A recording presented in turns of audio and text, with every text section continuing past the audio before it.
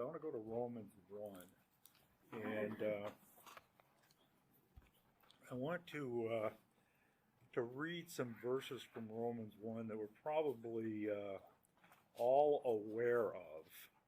But it ties into, I don't know if anybody listens to Jan Markell. I know Ricky does and others do, but Jan Markell, Markel. Olive Tree Ministries. Yeah, and she said this a gazillion times, that the four scariest words to come out of the Bible are "He turns them over." And so I want to read, because I think what we're seeing, a couple of scriptures here that are going to tie into some of these articles I want to take a look at, and then get into our study of Israel. But beginning in verse 18 of Romans 1, the wrath of God is being revealed from heaven against all the godlessness and wickedness of people who suppress the truth by their wickedness. Since what may be known about God is plain to them, because God has made it plain to them. In other words, there's no excuses. Even if, people always ask the question about, what if somebody's never heard the gospel? How is that going to work out for them? And I think that verse 18 of Romans 1. So I think nature, the world, the universe reveals God's character to us. And so I don't know how he's going to, I don't have any insights as to how he's going to judge people that haven't heard the gospel, but there's evidence of of a creator for just about for everybody.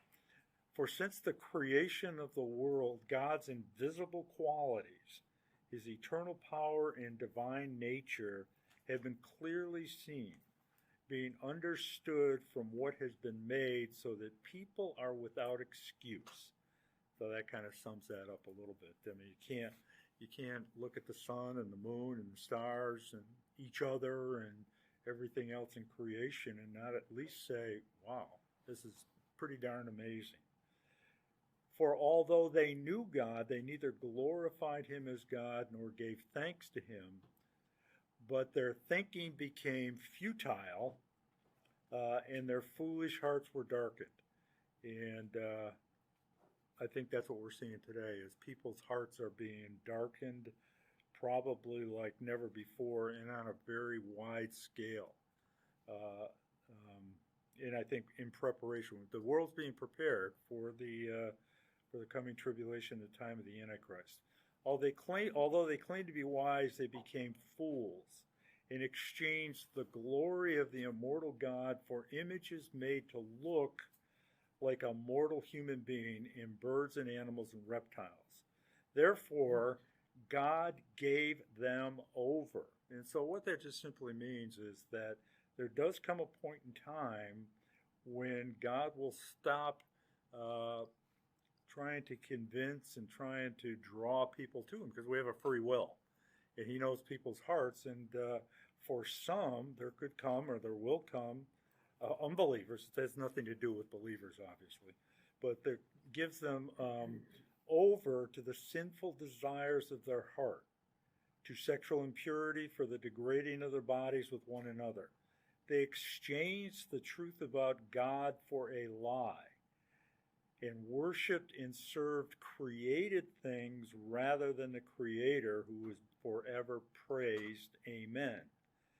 Because of this, God gave them over to shameful lusts.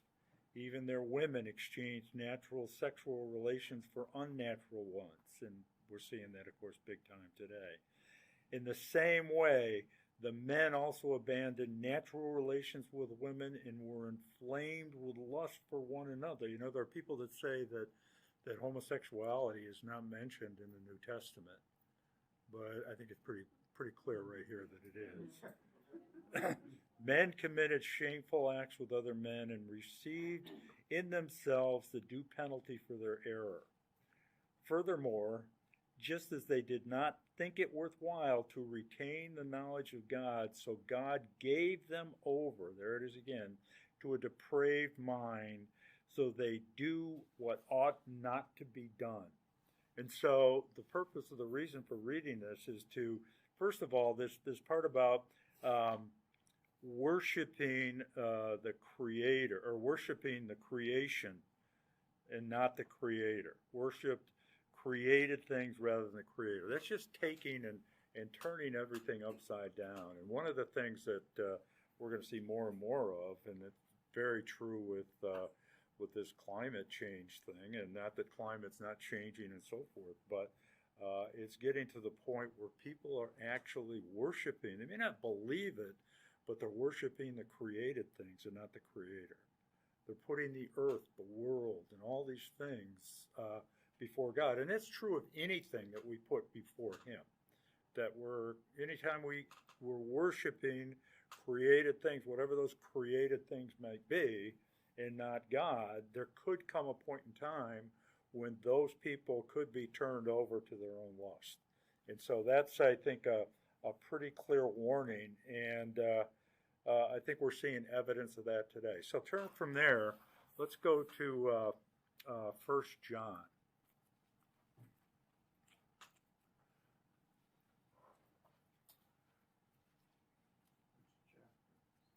First John chapter 2 and verse 15.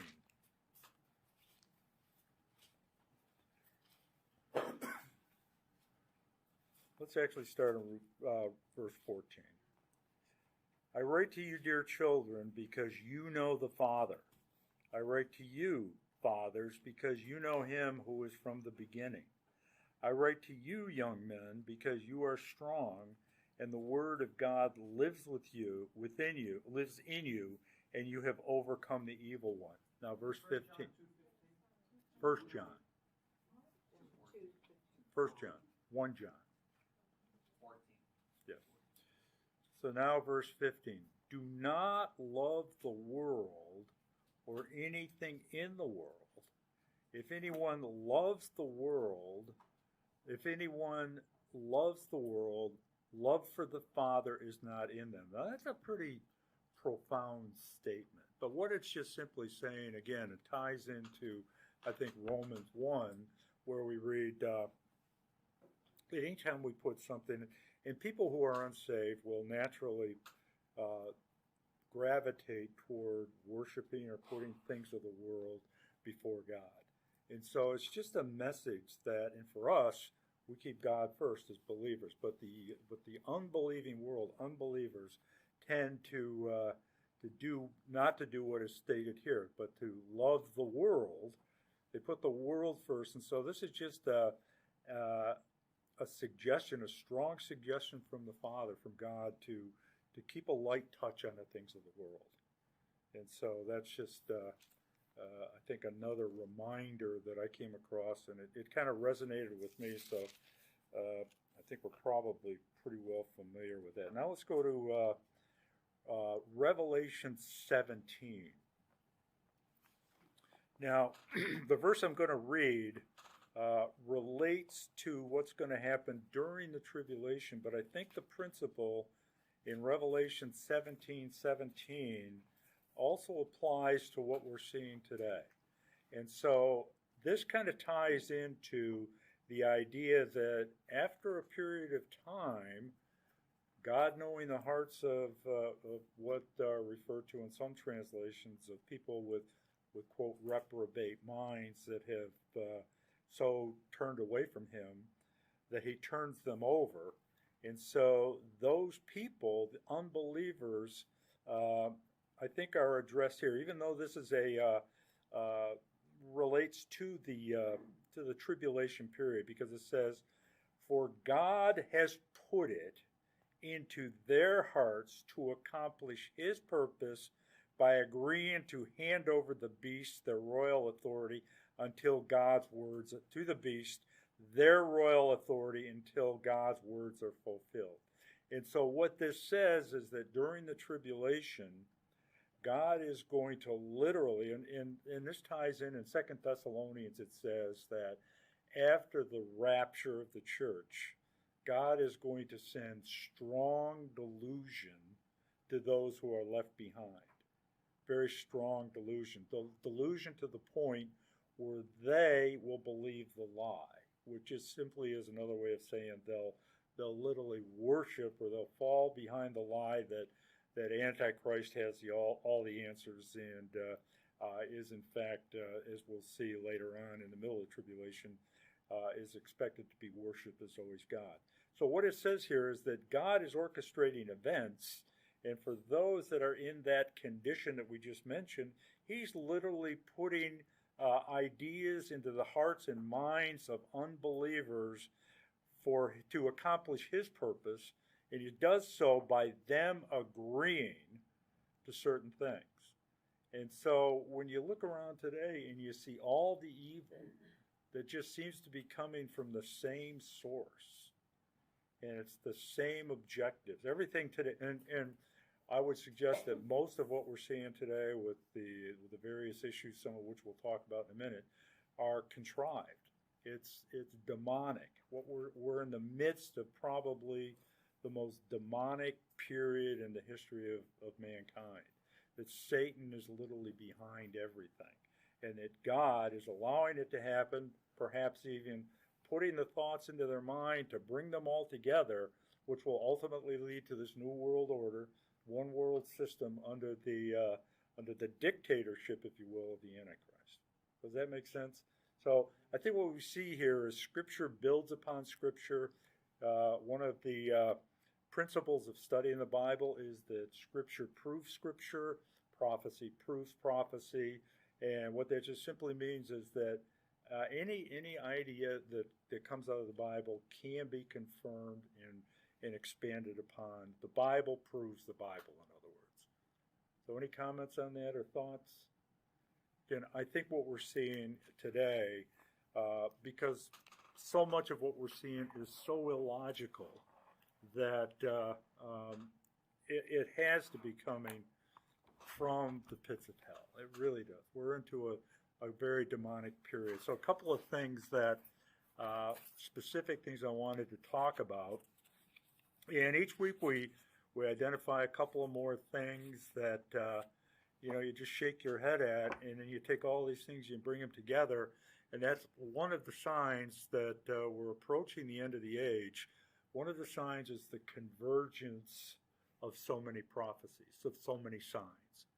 And we're seeing the convergence. And then tie that to Matthew 24, where Jesus said, when you start to see these things happen, they're like birth pangs, which we've mentioned a gazillion times, which means that things will start to become more intense and more frequent as time goes on. So here's an article entitled, in no particular order, talking about this new world currency that's going to be coming. And the title of this article is Currency of the Antichrist. Now, we're not there yet. And what we're seeing today, everything we're seeing today is preparation for the one world system that's going to be under the leadership of Antichrist. So the world is being conditioned or prepared. But yet, as students of Bible prophecy, we don't read these things to scare us, but to prepare us. And to prepare us for what? To tell others about Christ and to know how bright our future is. And again, like we just read in 1 John, to keep a very light touch on the things of this world. It's hard to do. I mean, we all have that innate desire, if you will, for security and so on. And I have to admit, I'm the first to admit that, I'm excited to know that Jesus is coming back. When I see these things start to really take shape, it can be a little frightening. It can be frightening for anybody. So you need to keep that in mind. So here's an article, Currency of the Antichrist, the power to control how money is spent. And so I'll just read a couple of excerpts from this. From the moment Bitcoin and other cryptocurrencies first emerged, and how long has crypto been around? 5 years maybe?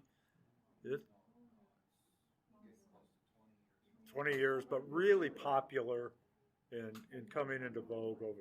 Yeah. So, but it's like, yeah, I don't know. And so what we're seeing is that they're going to start to regulate, I think, cryptocurrencies because it's encoded, or encrypted rather, and it's hard to trace. And I don't think any government's going to allow that to happen. So here's an article from the moment Bitcoin and other cryptocurrencies first emerged, sold as an independent and alternative medium of exchange outside the financial status quo. It was only a matter of time before the new alternative would be absorbed, modified, and redeployed in the service of the state. So one of the beauties of Bitcoin is that transactions are private and can't be traced and so forth. Enter the central bank digital currencies, the mainstream answer to Bitcoin. For those who've never heard of them, central bank digital currencies, or CBDCs, are exactly what they sound like, digitized versions of the pound, dollar, euro, etc., issued by central banks like the Federal Reserve and central banks in Great Britain and so forth. The CBDC would be entirely digital, thus furthering the ongoing war on cash, which I think we've said before, Sweden is almost at the point of being a cashless state, and others are moving in the same direction. However, unlike crypto, it would not have any encryption preserving anonymity. That's the beauty of Bitcoin and cryptos, is that they're anonymous, and that flies in the face of this new world order. In fact, it would be totally the reverse, potentially ending the very idea of financial privacy. The countries where the idea progressed the furthest are China and the UK. The Chinese digital yuan has been in development since 2014 and is subject to ongoing and widespread testing. The UK is nowhere near that stage yet, but Chancellor Rishi Sunak is keenly pushing forward a digital pound that the press are calling Britcoin. Other countries, including New Zealand, Australia, South Africa, and Malaysia, are not far behind. The U.S. is also researching the idea, with Jerome Powell, head of the Federal Reserve, announcing the release of a detailed report on the digital dollar in the near future. So just another example of how we're moving to this one world system, because Antichrist is going to have to control. Remember, in Revelation 13, it says that people will not be able to buy and sell without the mark of the beast, which brings up a lot of different issues and questions, not the least of which is, how do you do that? How do you control the transactions of everybody in the world? If somebody has a belief system, say it's a Christian or whatever, that's not consistent with what the Antichrist and other leaders are professing, then how do you control what they buy or sell? And so you need to have a one world system, number one. You need to be able to tap into this universal digitized currency. And also, another study, we've talked a little bit about this in the past, but artificial intelligence and where that's going with 5G, the technology to be able to do that is almost there, to be able to control every time you make a transaction, every time you purchase something, and it's going to be fully developed and manifested during the tribulation, that they're going to be able to monitor it. And so like that the government's going into the accounts of everybody has right, $600 right. Is That Venmo a digital currency? No. I think Venmo is more like a PayPal type of thing. I'm not that sure. Yeah. I thought it transferred money from one account to It another. Yeah, does, yeah, it does. yeah. Dollars. With cash on Dollars. That's the money out of your bank account. Yeah. Transfers money. But all of this is going to come together. It all has to come together. And the point of this is to show that what we're seeing is and, to back up a little bit, we have to ask ourselves, is all this stuff we see, including the bad stuff, is it by design? And that's where I get to people being turned over to reprobate minds. I mean, take, for example, and I'm jumping from this a little bit, but this issue with immigration. You know, they're estimating that 400,000 illegal immigrants could come into the United States in October alone. It is totally out of control. And the administration is not doing a thing about it. They don't even talk about it. They're releasing them into the streets. Right. They're doing it under the middle of the night. right. Yeah. Under the cloak of darkness, they're taking plane loads and just dropping them here and dropping them there. And I think that it's intended to further expand their voter base. I mean, that's a large part of it. But, you know, I mean, you have people, you know, on the issue of mandates and so forth. We have mandates in effect for most people, but not for other people, including immigrants. Yeah, I mean, it's not logical. And so it's almost, you have to ask yourselves, it's kind of a brazen thing to say, but are they trying to bring us down? Are there forces, evil forces behind the scene trying to bring us down? And I'm not going to be dogmatic and say yes or no, but we know that this very powerful World Economic Forum is lurking in the background. And their goal is to implement this one world system, which has to be in place at some point in time. And it's not a coincidence that all this stuff is happening right now.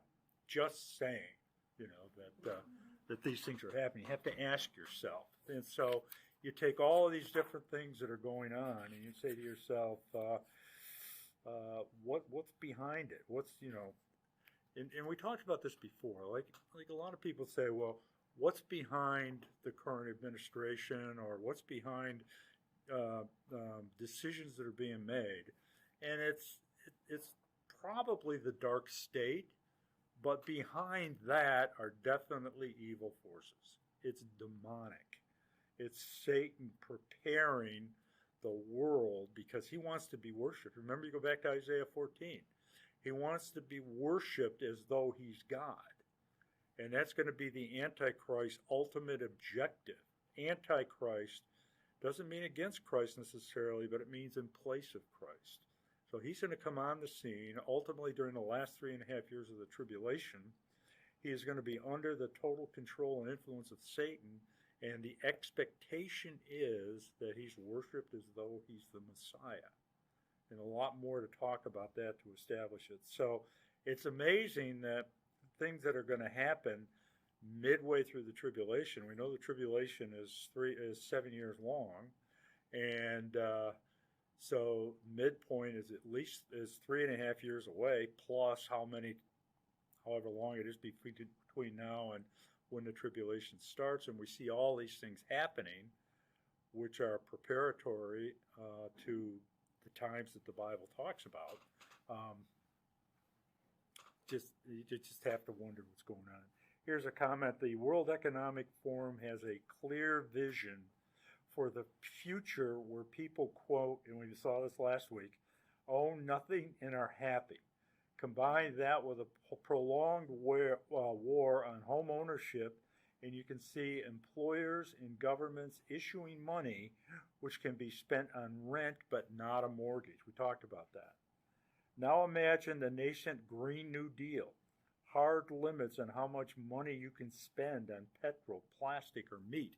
And I can tell you that's going to be the next potential lockdown. That once everything is implemented, they're going to tell you how much meat you can buy and consume. They're going to tell you how much electricity you can use. They're going to, you know, I think what we're seeing now on the shelves, and I've seen some pretty distressing reports about this supply chain thing, that it's going to get a whole lot worse. So what do you mean meat? I mean, really meat? Yeah, there's a short. Like beef. Somebody was saying today that I heard or listened to recently said that a year ago, and the ladies and others at Shopkin are better at me than this, but that a year ago, meat was $3 a pound, and today it's over 12 in some cases. So it's gone up 300%, and it's due in large part to the fact that there's a shortage. There's shortages of everything. Yeah. So Shortages of lunches for children in school. yeah. Somebody was telling me the other day their daughter Becoming a problem. wanted another hot dog at lunch, and they said, talk about controlling, you know what's going on in Australia. With Yeah. The liquor, you can buy a certain amount of alcohol, and if you go over that, they come into your house. Police will confiscate the extra bottles. You only allowed a certain number of bottles of liquor because they're afraid of people becoming alcoholics because you're there now. You're locked down. You can't go more than 5 miles from your home. So they It's been watch like you that. as you walk out of the store or They what? take no. When you buy something, it goes on a computer. Oh, okay, Yeah. How much you purchased. Well, you have to have an app on your phone in Australia. okay. And so when you leave your house, you can't be gone for more than 15 minutes. This isn't all I think it's the eastern part of Australia. But, yeah, and then if you're not back within 15, they'll come out and look for you. There's videos all over the place of them attacking people, or police arresting, tackling, cuffing people on the streets that don't have masks. So some are saying it's kind of like a test to see how far the one world system will go. Have we already been through this last year with the toilet paper and Yeah. I mean, this You're is right. the paper towels You're right. and No, this is they're gonna keep making it progressively worse. It's real. Oh, I'm not It's not- saying, but it's I'm not- just saying they're making it more and more progressively worse. The issues that we've got are, first of all, overreaction as far as what happened during COVID. And Yep. like the big shipping container companies, mothballed ships. I mean, they're just sitting there. And you've got all of these 20 and 40-foot containers that are not being used right now. You've got, I heard 24 or more ships sitting off the west coast right now, waiting to be unloaded for all kinds of stuff. I mean, and it's personally, I think it's contrived. I think this whole thing is just, it's a contrived process that they're going through to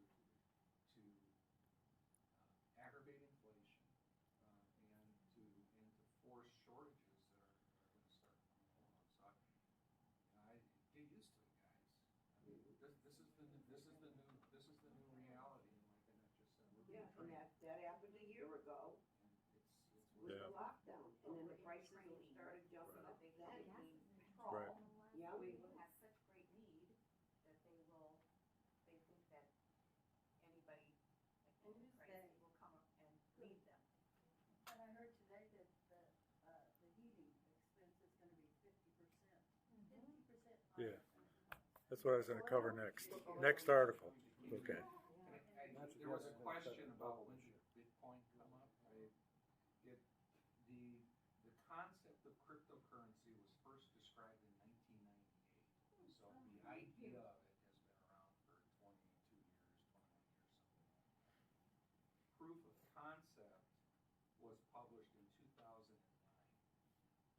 So that's when the first paper was put out in terms of what cryptocurrency could potentially be about. So that's 12 or 13 years ago. So the idea came up about 21, 22 years ago. The first proof of concept was put in place in 2009. So that's kind of a real brief history of what's happening. So I think whether it's digital cryptocurrency, digital Bitcoin, digital dollar, ultimately we're going to have a digitized system. And I think about it now. I mean, how often do you pull cash out? I know some people do, and we all still do, but yeah. But those days I think are going to be long gone before we know it. Here's the next, talking about heating. Painful heating bills coming this winter as energy crisis explodes. A year ago we were the leading producer and exporter of energy in the world. And certain things have happened in the last 9 months that have changed that. And to the point where we're asking Saudi Arabia to increase its production. We're right back to where we were, I think, in the 70s when we had this huge energy crisis and inflation, which is totally unnecessary. Again, you ask yourself, why did they do it? The technology is so sophisticated in terms of producing oil and gas that it doesn't, unless we had a major spill or something, but it doesn't cause global warming. They've improved the technology, but yet you've got those forces behind the scenes that are saying that it's a pollutant and have really created this crisis as well. Whether you like it or not, a major global, and that's the other thing, we have to think globally. Energy crisis is here, and it's going to hit us all right in the wallet.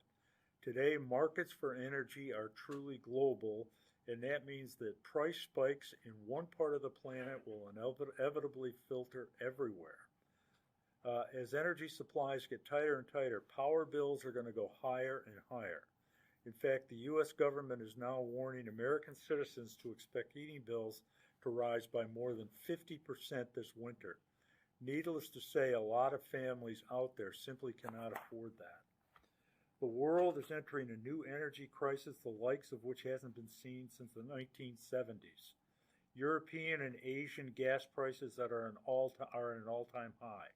The oil price is at a 3-year high, and the price of coal is soaring on the back of energy shortages across China, India, and Germany. Global demand for energy is only going to increase in the months ahead. So if you think things are bad now, just wait till we get to early 2022. God help us if we have a really cold winter. It could make things even worse. At this point, even CNN is admitting the truth. That tells you it's really bad. Astronomical increases in natural gas prices, skyrocketing coal costs, predictions of $100 per barrel oil, and I think today it was like 82 or 3 or something higher than it's been a long time. So exactly what kind of spiking are we talking about? Well, this week the federal government announced that it is now projecting the heating bills for U.S. consumers will be 54% higher this winter. Get ready to pay sharply higher bills for heating this winter, along with seemingly everything else.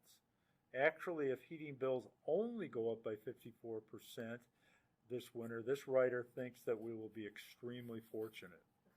Many believe they will shoot up a lot higher than that because energy prices here in the U.S.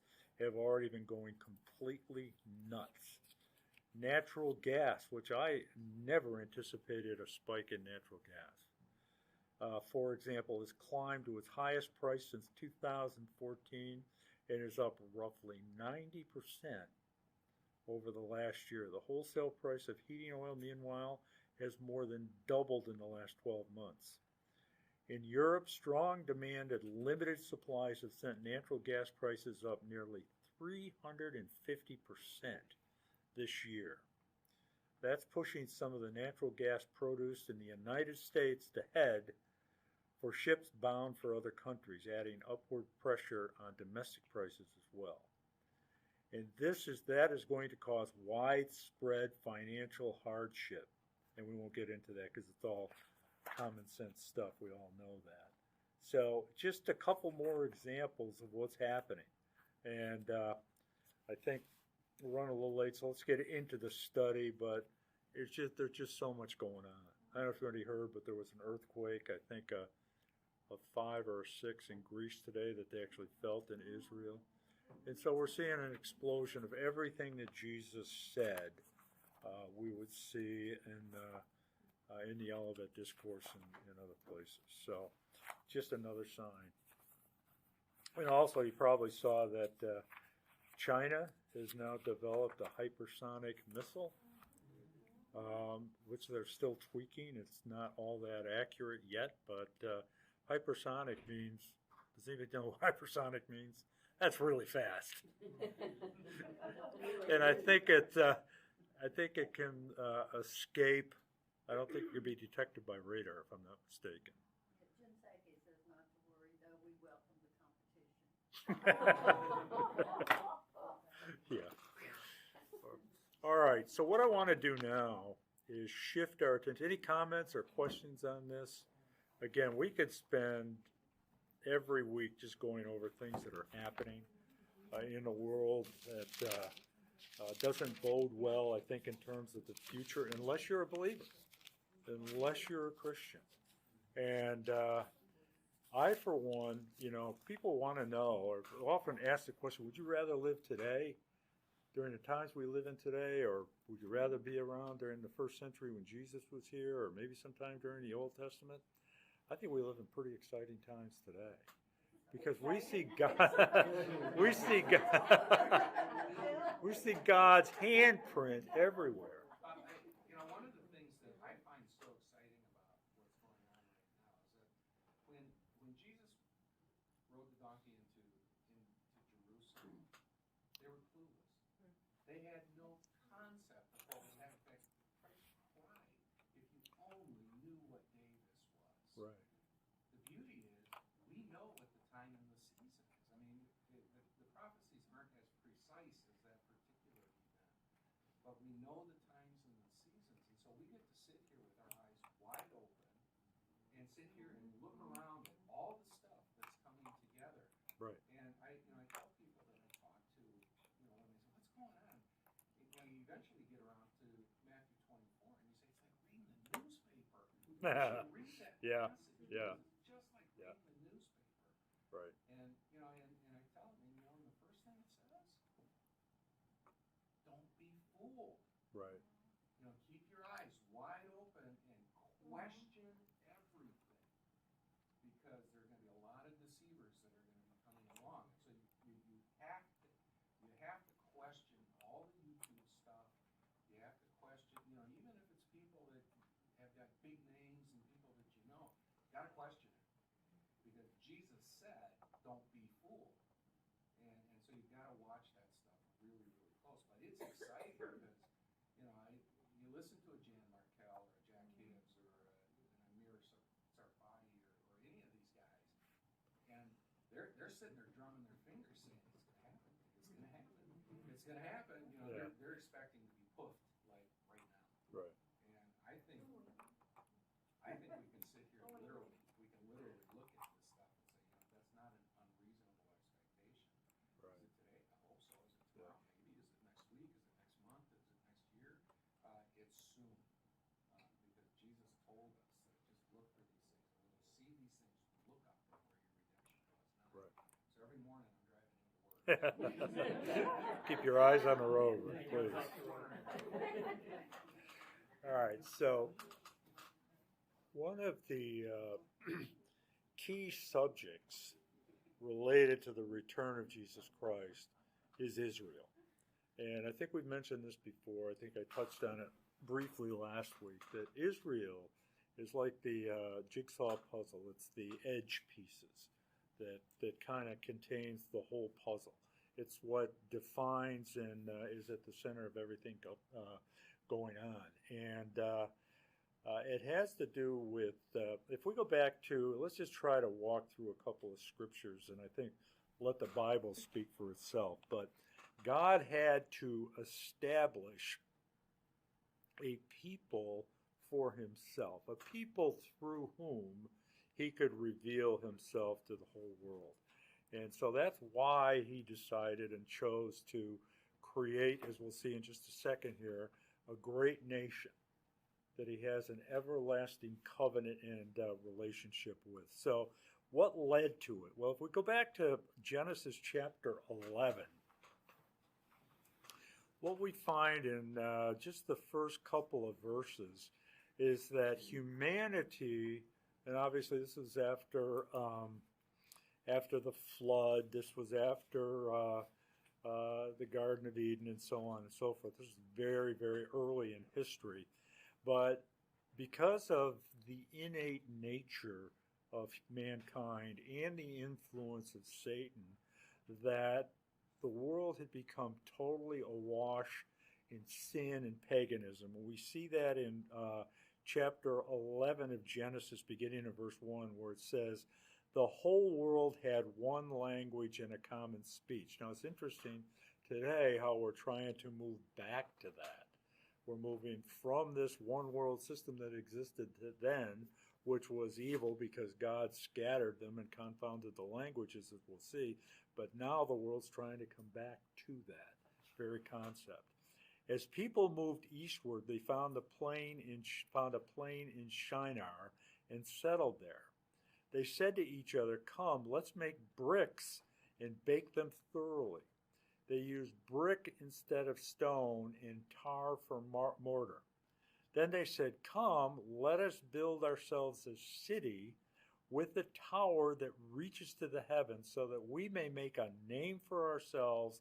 Otherwise, we will be scattered over the face of the whole earth." So, just the opposite of what God wanted them to do, they did, because they created and started to build what we know to be the Tower of Babel, or Babel, as it's often pronounced. And interesting, we'll get to this later on, but I think I mentioned that Amazon is building a new corporate headquarters, or a new headquarters in Washington, D.C.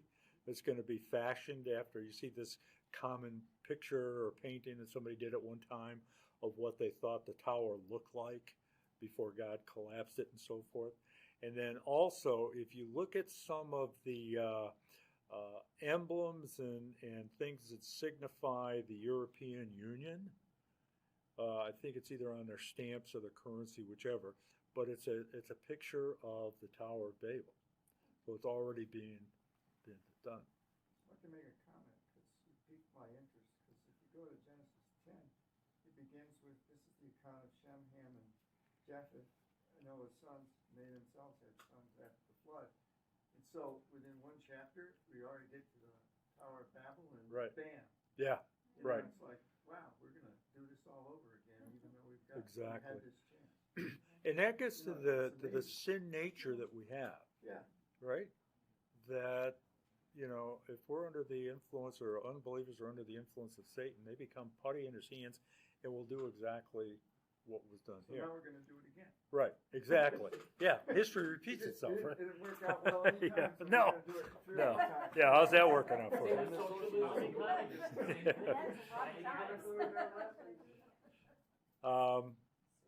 But the Lord came down. The Lord came down to see the city and the tower the people were building. The Lord said, "If as one people speaking the same language, they have begun to do this, then nothing they plan to do will be impossible for them. Come, let us," interesting, "let us go down and confuse their language, so that they will not understand each other." So the Lord scattered them all over the earth, and they stopped building the city. This is why it is called Babel, because where the Lord confused the language of the whole world, from there the Lord scattered them over the face of the earth. And so, again, the world had become totally awash and immersed in paganism, and because of that, God scattered them. Then if we go over to verse 27, this is the account of Terah's family line. Terah became the father of Abram. So remember that name, because Abram becomes a key in what we're going to study. Nahor and Haran became the father of Lot. While his father Terah was still alive, Haran died in Ur of Chaldees, in the land of his birth. So Abraham, and Sarah were living in Ur of the Chaldeans, which is what we today know to be modern Iraq. And so Abram and they are both married. The name of Abram's wife was Sarai, and both of their names were later changed to Abram, to Abraham, and Sarai to Sarah. And the name of Nahor's wife was changed to Milcah. She was the daughter of Haran, the father of Milcah and Iscah. Now Sarai was childless, and that's important because we'll see that she was childless for a reason, that this was God's plan, because she was not able to conceive. But that's going to change. There's going to be a miracle that's going to take place. Terah took his son Abram, his grandson Lot, son of Haran, and his daughter-in-law Sarai, the wife of Abram, and together they set out from the Urs of the Chaldeans to go to Canaan.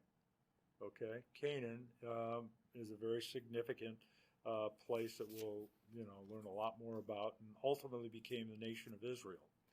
But when they came to Haran, they settled there. Terah lived 205 years. He died in Haran.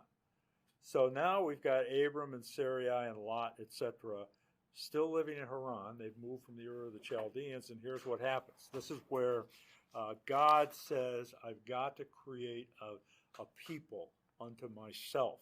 And he says to Abram, the Lord said to Abram, go from your country, which is in Haran, your people and your father's household to the land I will show you. So God says to Abram, we don't know why he picked Abram from among all the pagans of the time, but we do read later on that Abraham believed God for certain things, and it was credited to him as righteousness. So he was obviously a very righteous person. This is obviously well before the cross. And so I will make, here's what he says. He makes several promises to Abram and Sarah and the rest of them with him. So God says to Abram, I will make you into a great nation. Promise number one. Now, this is the beginning of what is often referred to as the Abrahamic covenant. A covenant being an agreement. And we're going to see in a moment that this is a very unusual covenant. Generally, a covenant, like a contract, is between two parties. In other words, if I purchase a home, I enter into a contract or a covenant. I agree to buy this house, to pay a certain amount of money in exchange for the house. It's a contract between two parties. That's the way it is. But we're going to see that this was a very unusual contract or covenant. So God says, go from your country, and I am going to make you into a great nation. A great nation means it's not just land, but it's people, a nation. So what he's saying here is, you, Abram, and your descendants will ultimately form, as we'll see later, the nation of Israel. So he promises that he's going to create this great nation, but we just saw that Sarai was unable to conceive. And so if this great nation is going to be created, then something's going to have to happen to change that. Obviously, Abram must have believed him, knowing full well that Sarai could not conceive. And we'll see a little bit later on that they took matters into their own hands, which has created issues that we're even experiencing today. But I will make you into a great nation. So in other words, from you and Sarah will come a new nation. In other words, a new group of people.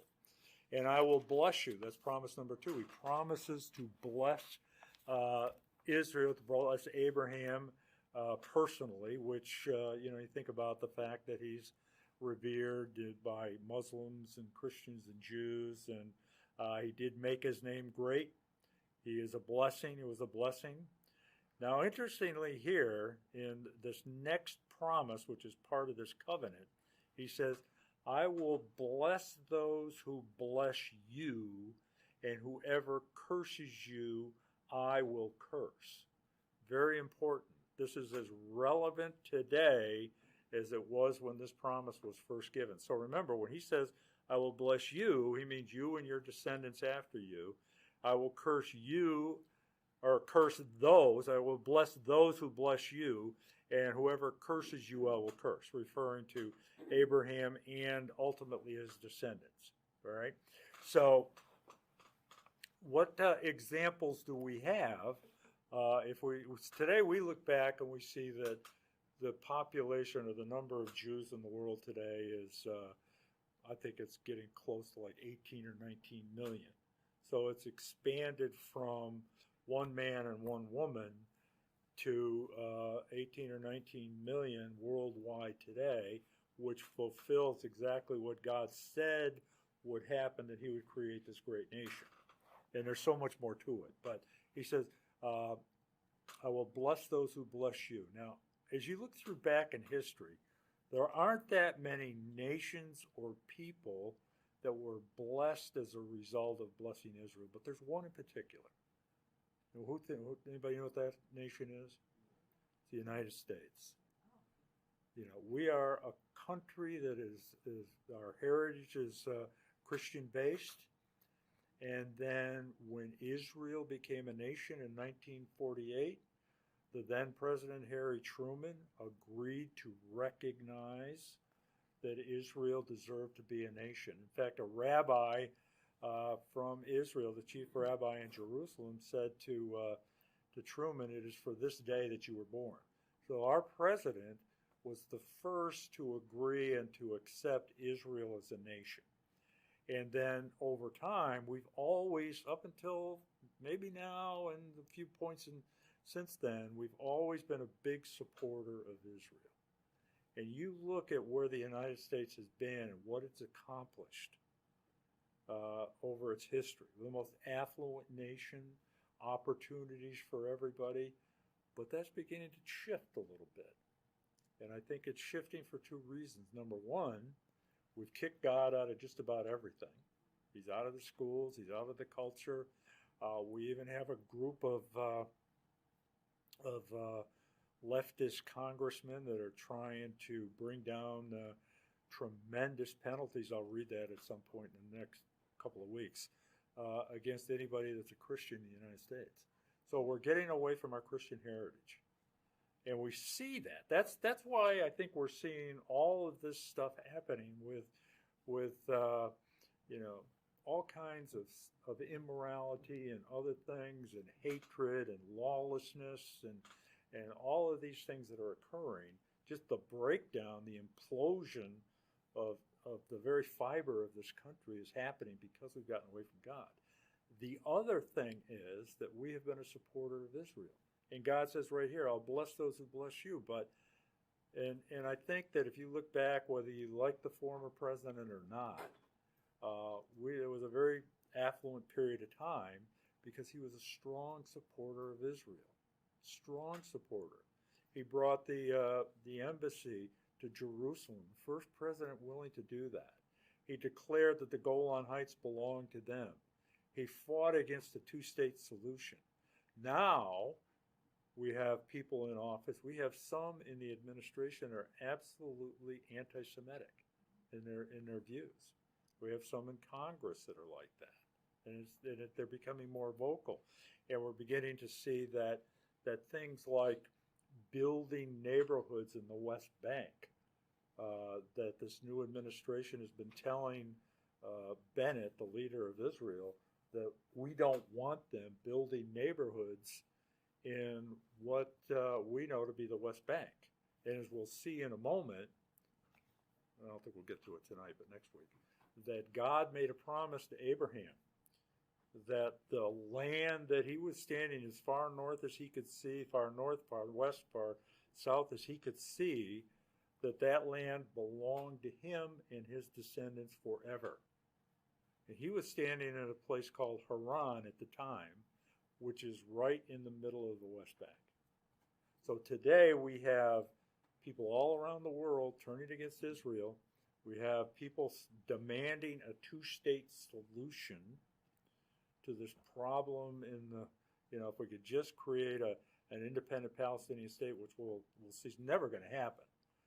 But if we're going to shift from or move from blessing Israel to cursing Israel, that's not going to bode well with God. And so that's just one more thing that is ultimately, I think, going to bring us down. And we're seeing that today. And it goes on to say, all peoples on earth will be blessed through you. Now, interesting there that the word is peoples in the plural. If it was just a reference to the Jewish people, it would say people in the singular.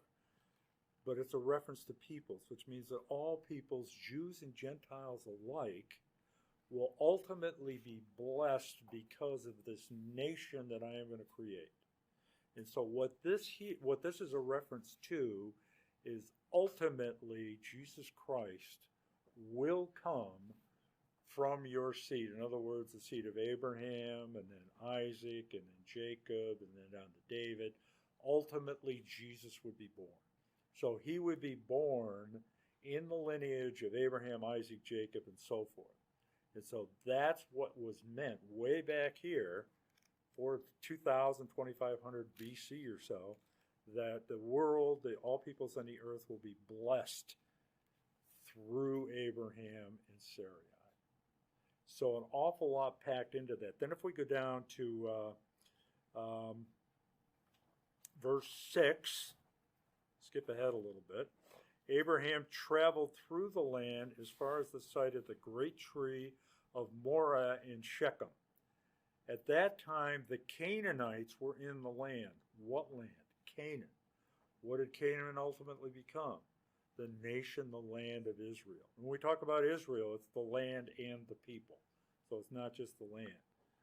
But then if we go to verse 7, the Lord appeared to Abram and said, to your offspring, I will give this land. It doesn't say to your offspring and what will ultimately be the Palestinians or any group. I'm giving it to you and to your offspring. Then if we go over to chapter 13 and go down to verse 14, and we'll come back to this next week. In verse 14 of chapter 13, the Lord said to Abram after Lot had parted from him, look around from where you are. This is what I was just referring to, the north and the south, the east and the west. All the land that you see, I will give to you and your offspring. What? Your descendants, Abraham, Isaac, Jacob, the 12 tribes, and all of the people that descended through the lineage of Abraham. I will give you this, I will give to you all the land that you see, and we'll expand on this next week because it's vital, it's critical. I will give to you and your offspring what? Forever. So if God said, I give you this land forever, and you have people mucking around in tiny Israel trying to get them to divide Jerusalem, to create a new state of Palestine, they're mucking around and violating what God said. Because he said, Israel is a very generous nation, and they're willing and allow Arabs to live there. But it's such a small state, and they're surrounded by enemies. They couldn't possibly further divide that land. As we'll see later in the book of Joel, it says, God says through Joel that I am going to bring about the tribulation and the battle of Armageddon for two reasons. Number one, you scattered my people, which we'll see happened. And number two, you divided not their land, my land. So vital to keep that in mind. And when we hear all this stuff about Israel and Israel defending themselves and even AOC shedding tears because she voted present when it was decided that, well, let me just back up, that the left in the Democratic Party, the radical left, voted against resupplying Iron Dome rockets to Israel because they'd used so many when they were under attack from Hamas. And we supply them with those defensive weapons. They're not offensive. What they are, the Iron Dome are, if rockets are coming in, they're launched and they take those rockets up. Purely defensive. And there were certain elements of the Congress that said we're not going to supply them anymore. And that actually was passed, but then there was a vote in Congress to upend that. So they have agreed to fund the Iron Dome. I think the vote was like, I don't know, it was really in favor of doing so. But we had this group of radicals, and AOC was one that literally shed tears because she voted present, and she regretted not voting no. And so here is somebody, and they're trying to make the case, they must think people are pretty dumb, trying to make the case that these are offensive weapons, and we're providing them to Israel to further persecute the Arabs in that part of the region, part of the world, which is, we'll see and learn more about the propaganda that goes on about that. But this is what's happening. So this is a group of people in our government not just want to curse Israel, but to curse them in a way that would make that so they can't even defend themselves. And we'll see more about that as time goes on. But Again, this is the stage set for this covenant, and we'll talk more about the covenant next week. We're going to see that it's a one-sided covenant. A covenant can't be one-sided. It's got to be two-sided, two parties, but we'll see that God made it very clear that this covenant solely depended upon him, and we'll see that next week. Comments, questions? Bob, Men's Fraternity is doing a study by Max Lucado called Anxious for Nothing. And just kind of a note to end the night, it's based on Philippians 4, on these verses. Rejoice in the Lord always. Again, I say rejoice. Let your reasonableness be known to everyone. The Lord is at hand. Do not be anxious about anything, but in everything by prayer and supplication, with thanksgiving, let your requests be made known to God, and the peace of God, which surpasses all understanding, will guard your hearts and your minds in Christ Jesus. It's one of the most powerful scriptures in the Bible. It really is so reassuring. So interesting is a better word than truthful. Yeah, right, yeah. Anything else? All right. Well, let's close then.